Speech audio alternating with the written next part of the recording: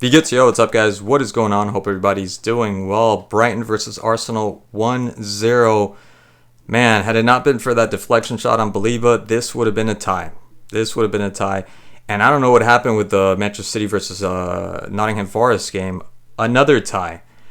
Arsenal, so lucky in this game. So lucky because this was a very underwhelming match. They underperformed in this game. They really underperformed in this game. The only time I can remember that they even caused somewhat of a threat was obviously the goal. And right before the goal, Saka with the horrible pass to Martinelli and getting upset at Martinelli not actually going where he needed to go, which was overlapping the defender. I thought Martinelli did a really good job of going ahead in front of the defender, but Saka and the poor pass.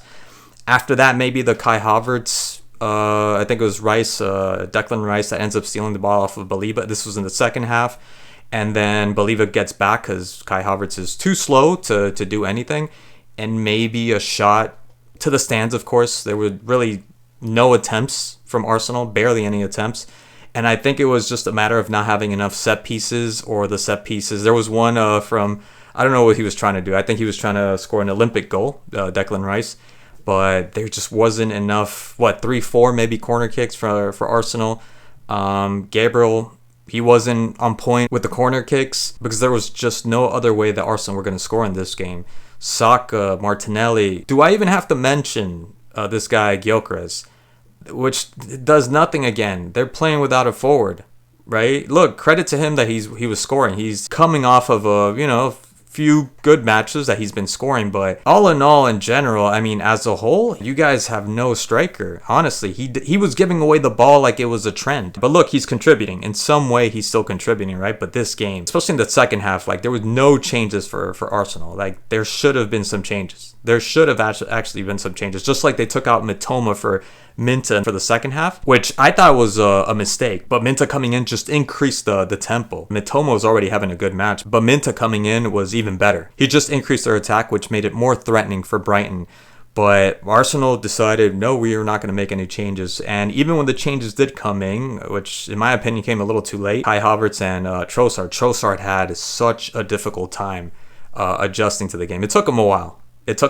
And yet, he didn't really add too much in the end. But that man struggled. Maybe because it was his old team. Maybe he got a little bit nervous. Maybe he felt the pressure, from the fans. But it wasn't the best of substitutions. And Brighton, wasteful opportunities. So many wasteful opportunities, especially with Jorginho. I thought Jorginho had a pretty solid game. It wasn't the best game. He looked really good going against Gabriel, especially those first 20 minutes, just the way he was linking up with his teammates and just finding these pockets to be able to get past the Arsenal backline. And it was the final product that just couldn't come through. It was in the very end because they were just hovering. They were living in Arsenal's final third and just needed to be a lot more clinical with the heading, with the shooting.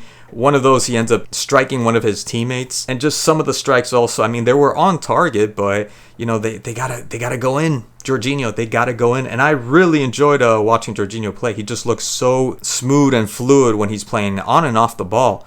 And all he needed in this game to be able to have a banger of a game was the goal. He just needed that one goal, just to tie. Just to be able to tie against Arsenal. That's all he needed to complete a great night against Arsenal. So honestly, I think that in the end, Arsenal are probably, if I'd have to give a percentage, I'd say 90%. They're in the bag. They got the trophy in the bag. But games like these, it's looking tough. It's looking like they might fall short.